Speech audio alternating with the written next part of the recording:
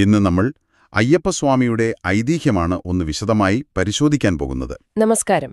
നിങ്ങൾ കേട്ടിട്ടുള്ള ഈ കഥ ഒറ്റനോട്ടത്തിൽ ചിലപ്പോൾ മക്കളില്ലാതിരുന്ന ഒരു രാജാവിന് കാട്ടിൽ നിന്ന് ഒരു ദൈവിക ശിശുവിനെ കിട്ടുന്നതും പിന്നെ ആ കുട്ടി ഒരു അത്ഭുതം പ്രവർത്തിക്കുന്നതുമൊക്കെയായിരിക്കും. അതെ, വളരെ ലളിതമായി അങ്ങനെ പറയാം. പക്ഷേ ഈയൊരു ലളിതമായ കഥയ്ക്കുള്ളിൽ ഒരുപാട് അടരുകളുണ്ട്. കൊട്ടാരത്തിലെ ഗൂഢാലോചന, പിന്നെ ഒരു ദൈവിക ജനനത്തിന്റെ രഹസ്യം, ലക്ഷക്കണക്കിന് ആളുകളെ ഇന്നും സ്വാധീനിക്കുന്ന ഒരു വലിയ ആത്മീയ പാതയുടെ തുടക്കം. തീർച്ചയായും. അപ്പോ ഈ കഥയുടെ പുറംചട്ടയ്ക്കപ്പുറം എന്താണുള്ളതെന്ന് നമുക്കൊന്ന് നോക്കാം. തീർച്ചയായും. ഇതൊരു വെറും കെട്ടുകഥ എന്നതിലുപരി ഒരു വലിയ സാംസ്കാരിക സമന്വയത്തിന്റെ കൂടി കഥയാണ്. ഇതിന്റെ തുടക്കം തന്നെ ഒരു പ്രപഞ്ച പ്രതിസന്ധിയിൽ നിന്നാണ്. മഹിഷി എന്നൊരു അസുരശക്തിയുടെ വരവ്. അവിടെ നിന്നാണെല്ലാം തുടങ്ങുന്നത്. പൂർണ്ണമായ പരിഹാരത്തിൽ നിന്നാണ് ഈ ഐതിഹ്യം തുടങ്ങുന്നത്. നമുക്ക് അവിടെ നിന്ന് തന്നെ തുടങ്ങാം. അപ്പോ കഥയിലെ തുടക്കക്കാരി മഹിഷിയാണ്. തന്റെ സഹോദരനായ മഹിഷാസുരന്റെ മരണത്തിന് പ്രതികാരം ചെയ്യണം. അതിനായിട്ട് ബ്രഹ്മാവിനെ തപസ് ചെയ്ത് അവളൊരു വരം നേടുന്നു. ആ വരം വളരെ സവിശേഷമായിരുന്നു. അതെ, ശിവനും വിഷ്ണുവിനും ജനിക്കുന്ന ഒരു കുട്ടിക്ക് മാത്രമേ തന്നെ വധിക്കാൻ കഴിയൂ. ഇതൊരു സാധാരണ പുരാണകഥയിലെ വരം പോലെ തോന്നാം, പക്ഷേ ഇതിലൊരു വലിയ തന്ത്രം ഒളിഞ്ഞിരിപ്പുണ്ടല്ലേ? ഉണ്ട്. അതൊരു സമർത്ഥമായ നീക്കമായിരുന്നു. കാരണം രണ്ട് പുരുഷദേവന്മാരിൽ നിന്ന് എങ്ങനെ ഒരു കുട്ടി ജനിക്കാനാണ്? അസാധ്യമാണ്. അത് അസാധ്യമാണെന്ന വിശ്വാസത്തിൽ താൻ അമരയായി എന്ന് മഹിഷി കരുതി. ഈ അസാധ്യമായ സാഹചര്യം പല പുരാണങ്ങളിലും നമുക്ക് കാണാൻ പറ്റും. ഒരു വില്ലനെ അജയനാക്കാൻ ഉപയോഗിക്കുന്ന ഒരു തന്ത്രം. പക്ഷേ ഇവിടെ ആ അസാധ്യതയാണ് ഏറ്റവും വലിയൊരു സാധ്യതയ്ക്ക് വഴിയൊരുക്കുന്നത്. അതെ, അവിടെയാണ് കഥയുടെ ഗതി മാറുന്നത്. ദേവന്മാർക്ക് പോലും ഭീഷണിയായ മഹിഷിയെ തടയാൻ ഒരു വഴി വേണം. അപ്പോഴാണ് വിഷ്ണു മോഹിനി എന്ന അതിമനോഹരമായ സ്ത്രീരൂപം സ്വീകരിക്കുന്നത്. മോഹിനി രൂപം.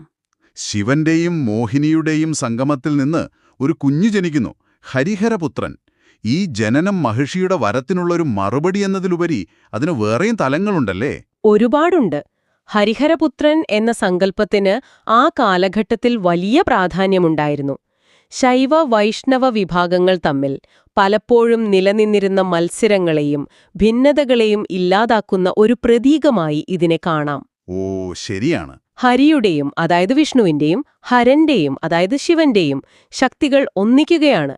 സംരക്ഷകനും സംഹാരകനും ഒന്നാകുന്നു. അതൊരു വലിയ ആശയമാണ്. അതെ, ഇത് കേവലം ഒരു രാക്ഷസ നിഗ്രഹത്തിന്റെ കഥയല്ല, ഒരു സാംസ്കാരികവും ആത്മീയവുമായ സമന്വയത്തിന്റെ കൂടി കഥയാണ്. ആ ദൈവീക ശിശുവിനെ പമ്പാനദിയുടെ തീരത്ത് ഉപേക്ഷിക്കുന്നതോടെ ആ വലിയ ദൗത്യത്തിന്റെ ഭൗമികമായ അധ്യായം തുടങ്ങുകയാണ്.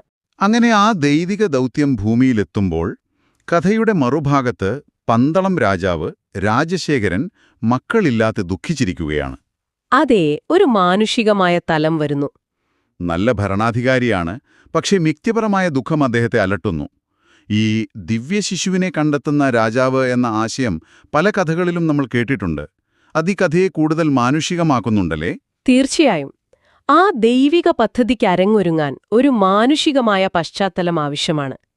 രാജാവിന്റെ വാത്സല്യവും കൊട്ടാരത്തിലെ അന്തരീക്ഷവുമാണ് മണികണ്ഠന്റെ ലീലകൾക്ക് വേദിയാകുന്നത്. അദ്ദേഹം നായാട്ടിനു പോകുമ്പോഴാണ് കുട്ടിയെ കാണുന്നത്, കഴുത്തിലെ ആ സ്വർണമണി. അതെ, ആ മണി കാരണമാണ് മണികണ്ഠൻ എന്ന് പേര് കിട്ടുന്നത്. ആ കുട്ടി കൊട്ടാരത്തിന്റെ എല്ലാ ദുഃഖങ്ങളും ഇല്ലാതാക്കി. അറിവിലും ആയോധന കലകളിലും അവൻ അസാമാന്യമായ കഴിവ് കാണിച്ചു. വളരെ പെട്ടെന്ന് തന്നെ മണികണ്ഠൻ രാജാവിനും പ്രജകൾക്കും പ്രിയപ്പെട്ടവനായി. തീർച്ചയായും. പന്തളത്തിന്റെ അടുത്ത രാജാവ് മണികണ്ഠൻ തന്നെ ആകണമെന്ന് രാജാവ് തീരുമാനിച്ചു. എല്ലാം ശുഭമായി അവസാനിക്കേണ്ടതായിരുന്നു. പക്ഷേ അവിടെയല്ലേ സാധാരണയായി പുരാണകഥകളിൽ യഥാർത്ഥ പ്രശ്നങ്ങൾ തുടങ്ങാറ്? അതെ, ഒരു പ്രതിസന്ധിയില്ലാതെ നായകന് തന്റെ കഴിവ് തെളിയിക്കാൻ ഒരവസരം ലഭിക്കില്ലല്ലോ. ശരിയാണ്. ഇവിടെ ആ പ്രതിസന്ധി വരുന്നത് പുറത്തുനിന്നല്ല, കൊട്ടാരത്തിനകത്തുനിന്ന് തന്നെയാണ്. രാജ്ഞിക്ക് സ്വന്തമായൊരു മകൻ ജനിച്ചതോടെ അതുവരെ സ്നേഹം നിറഞ്ഞ കൊട്ടാരത്തിലേക്ക് അസൂയയുടെ വിഷം പടർന്നു. ആ വിഷം കുത്തിവെക്കുന്നത് ദുഷ്ടനായ മന്ത്രിയാണ്. അതെ. ദത്തെടുത്ത മകൻ രാജാവായാൽ നിങ്ങളുടെ സ്വന്തം രക്തത്തിൽ പിറന്ന മകൻ വെറുമൊരു സേവകനാകും. ഈയൊരു വാക്ക് മതിയായിരുന്നു രാജ്ഞിയുടെ മനസ്സുമാറാൻ. സ്വന്തം മകനെപ്പോലെ സ്നേഹിച്ച മണികണ്ഠനെ ഒരു നിമിഷം കൊണ്ട് ശത്രുവായി കാണാൻ തുടങ്ങി. അധികാരവും പദവിയും മനുഷ്യന്റെ ചിന്തകളെ എത്ര പെട്ടെന്നാണ് മാറ്റിമറിക്കുന്നതെന്നതിന്റെ ഒരു ഉദാഹരണമാണിത്. ശരിയാണ്. വെണ്ണൽ പറഞ്ഞതിനോട് ഒരു കാര്യം കൂടി ചേർക്കാനുണ്ട്. ഇത് വെറും അസൂയയുടെ കഥയല്ല, അധികാര രാഷ്ട്രീയത്തിന്റെ ഒരു നേർക്കാഴ്ച കൂടിയാണ്. പിന്തുടർച്ചാവകാശം. അതെ, പിന്തുടർച്ചാവകാശം എപ്പോഴും രാജകൊട്ടാരങ്ങളിലെ ഏറ്റവും വലിയ സംഘർഷങ്ങൾക്ക് കാരണമായിട്ടുണ്ട്. ഇവിടെ ആ സംഘർഷം ഒരു ദൈവിക പദ്ധതിയുടെ ഭാഗമായി മാറുന്നു എന്നതാണ് രസകരം. അവരറിയാതെ തന്നെ മണികണ്ഠനെ അവന്റെ അവതാര ലക്ഷ്യത്തിലേക്ക് തള്ളിവിടുകയായിരുന്നു. ആ ഗൂഢാലോചനയും വളരെ സമർത്ഥമായിട്ടാണ് അവർ മെനഞ്ഞത്. രാജ്ഞിക്ക് കഠിനമായ അസുഖം അഭിനയിക്കുന്നു. എന്നിട്ട് പരിഹാരമായി കൊട്ടാരവൈദ്യൻ നിർദ്ദേശിക്കുന്നത് പുലിപ്പാലാണ്. പുലിപ്പാൽ? ഇത് കേൾക്കുമ്പോൾ തന്നെ നമുക്കറിയാം ഇതൊരു കെണിയാണ്. അതെ, അതൊരു അസാധ്യമായ ദൗത്യമാണ്. നായകനെ അപകടത്തിലേക്ക് തള്ളിവിടാൻ പുരാണങ്ങളിൽ സ്ഥിരമായി ഉപയോഗിക്കുന്ന ഒരു തന്ത്രം. പുലിയെ കരക്കാൻ പോകുന്നവൻ ജീവനോടെ മടങ്ങിവരില്ല. അതെ എന്നവർ ഉറപ്പിച്ചു. പക്ഷെ അവരുടെ കണക്കുകൂട്ടൽ പിഴച്ചത് ഒരിടത്താണ്. മണികണ്ഠൻ ഒരു സാധാരണ കുട്ടിയല്ലെന്ന് അവർ ഓർത്തില്ല. അവിടെ കെണി തന്നെ പരീക്ഷണമായി മാറുകയാണ്. കൃത്യമായി. ആ ദൗത്യം ഏറ്റെടുക്കുന്നതിലൂടെ മണികണ്ഠൻ തന്റെ അസാധാരണത്വം തെളിയിക്കാൻ തയ്യാറെടുക്കുന്നു. അച്ഛന്റെ കണ്ണീരിനെ അവഗണിച്ച് അമ്മയുടെ അസുഖം മാറ്റാനായി ആ ബാലൻ വില്ലും അമ്പും എടുത്ത് കാട്ടിലേക്ക് പോവുകയാണ്. കാഴ്ചയിൽ അതൊരു നിഷ്കളങ്കമായ യാത്രയാണ്. പക്ഷേ അതിന്റെ യഥാർത്ഥ ലക്ഷ്യം അതായിരുന്നില്ല. അല്ല, പുലിപ്പാൽ എന്നത് ആ യാത്രയുടെ ഒരു കാരണം മാത്രം. യഥാർത്ഥ ലക്ഷ്യം തന്റെ അവതാരോദ്ദേശം പൂർത്തിയാക്കുക, അതായത് മഹിഷിയെ വധിച്ച് ലോകത്തെ രക്ഷിക്കുക എന്നതായിരുന്നു. അപ്പോ കൊട്ടാരത്തിലെ ചതിപ്രയോഗം പ്രപഞ്ചത്തിന്റെ രക്ഷയ്ക്കുള്ള ഒരു നിമിത്തമായി മാറി. അതെ, ഇവിടെയാണ് കഥയുടെ മാനുഷികവും ദൈവികവുമായ തലങ്ങൾ ഒരുമിച്ച് വരുന്നത്.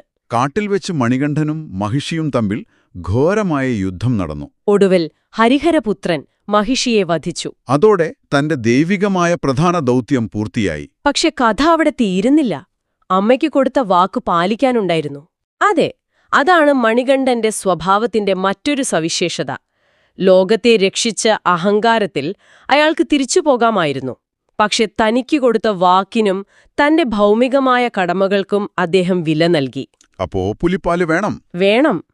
ദേവേന്ദ്രന്റെ സഹായത്തോടെ സ്വർഗത്തിലെ പുലികളെയും കൂട്ടിയാണ് അദ്ദേഹം കൊട്ടാരത്തിലേക്ക് മടങ്ങാൻ തയ്യാറെടുക്കുന്നത്. ആ മടങ്ങിവരവർ ഇന്ത്യൻ പുരാണങ്ങളിലെ തന്നെ ഏറ്റവും ശക്തമായ ദൃശ്യങ്ങളിലൊന്നായിരിക്കുമത്. തീർച്ചയായും. പുലിപ്പാലിനായി കാത്തിരിക്കുന്നവരുടെ മുന്നിലേക്ക് ഒരു വലിയ പെൺപുലിയുടെ പുറത്തു കയറി ഒരു പറ്റം പുലികളുമായി വരുന്ന മണികണ്ഠൻ. ആ കാഴ്ച കൊട്ടാരത്തിലുണ്ടാക്കിയ ഞെട്ടൽ നമുക്ക് ഊഹിക്കാവുന്നതേയുള്ളൂ. അതൊരു സാധാരണ മടങ്ങിവരവല്ല, അതൊരു വെളിപാടാണ്.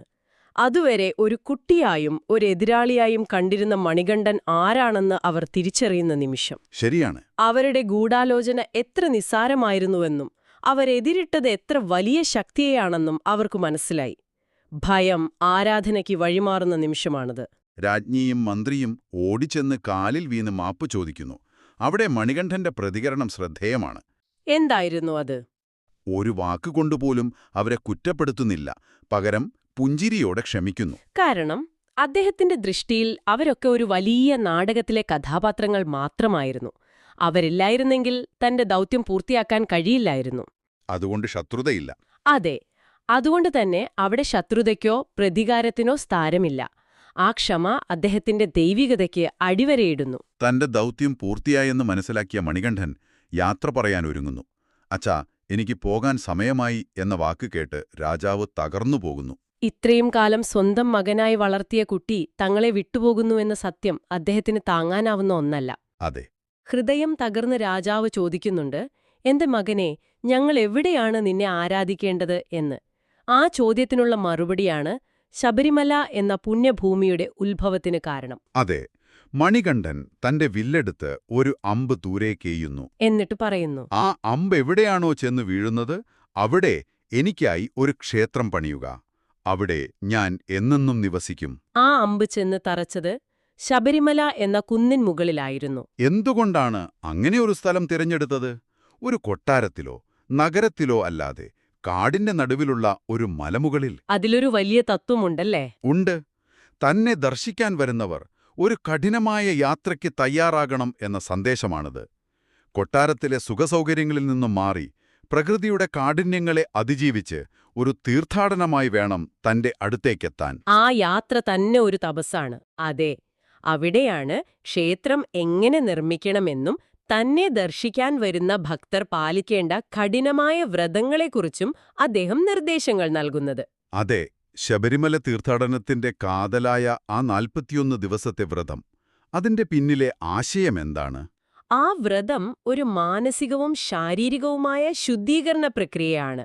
ലളിതമായ ജീവിതം, ഭക്ഷണ നിയന്ത്രണം, ബ്രഹ്മചര്യം എന്നിവയിലൂടെ ഒരു വ്യക്തി തന്റെ അഹംബോധത്തെയും സാമൂഹികമായ കെട്ടുപാടുകളെയും താൽക്കാലികമായി ഉപേക്ഷിക്കുകയാണ്. എല്ലാവരും ഒന്നാകുന്നു. പണക്കാരനെന്നോ പാവപ്പെട്ടവനെന്നോ വ്യത്യാസമില്ലാതെ എല്ലാവരും കറുപ്പുടുത്ത് മാലയിട്ട് സ്വാനി എന്ന് പരസ്പരം വിളിക്കുമ്പോൾ അവിടെ സമത്വം വരുന്നു. ആ യാത്രയിൽ ഓരോ ഭക്തനും സ്വയം അയ്യപ്പനായി മാറുകയാണ്. ലക്ഷ്യം മാത്രമല്ല, മാർഗവും പ്രധാനമാണെന്ന് പഠിപ്പിക്കുന്ന ഒരു ആത്മീയ പാതയാണത്. നിർദ്ദേശങ്ങൾ നൽകിയ ശേഷം മണികണ്ഠൻ ആ ക്ഷേത്രത്തിലെ വിഗ്രഹത്തിൽ ലയിച്ചു ചേർന്നു എന്നാണ് ഐതിഹ്യം. അതെ, യോഗനിദ്രയിലുള്ള ആ രൂപം. അപ്പോൾ പന്തളത്തെ ഒരു രാജകുമാരനായി തുടങ്ങി ഒരു ദൈവിക ദൗത്യം പൂർത്തിയാക്കി ഒടുവിൽ ലക്ഷക്കണക്കിന് ഭക്തരുടെ ആശ്രയകേന്ദ്രമായ ശബരിമലയിലെ ആരാധനാമൂർത്തിയായി മാറിയ അയ്യപ്പന്റെ കഥയാണത്. അതെ, ഈ കഥയുടെ ഓരോ ഘട്ടത്തിലും നമുക്ക് പുതിയ പാഠങ്ങൾ കണ്ടെത്താം. അസൂയയും അധികാരമോഹവും എങ്ങനെ നാശത്തിലേക്ക് നയിക്കുമെന്നും എന്നാൽ ധർമ്മവും നിസ്വാർത്ഥതയും എപ്പോഴും വിജയിക്കുമെന്നും ഇത് ഓർമ്മിപ്പിക്കുന്നു. അതിനപ്പുറവും ചിലതുണ്ട്. ഉണ്ട്. മനുഷ്യന്റെ തെറ്റുകൾ പോലും ഒരു വലിയ ദൈവീക പദ്ധതിയുടെ ഭാഗമായേക്കാം എന്നൊരു കൗതുകകരമായ ചിന്തയും ഇത് മുന്നോട്ട് വെക്കുന്നുണ്ട്. തീർച്ചയായും ഈ കഥയിലെ പുലിപ്പുറത്തുവരുന്ന മണികണ്ഠന്റെ ആ ചിത്രം ആർക്കും മറക്കാനാവില്ല. ഇല്ല. ഒരു ബാലൻ അസാധ്യമെന്ന് കരുതിയൊരു കാര്യവും സാധിച്ചുകൊണ്ട് തന്റെ ശത്രുക്കളുടെ മുന്നിൽ ദൈവിക പ്രഭയോടെ നിൽക്കുന്ന ആ രംഗം തന്നെയാണ് ഈ കഥയുടെ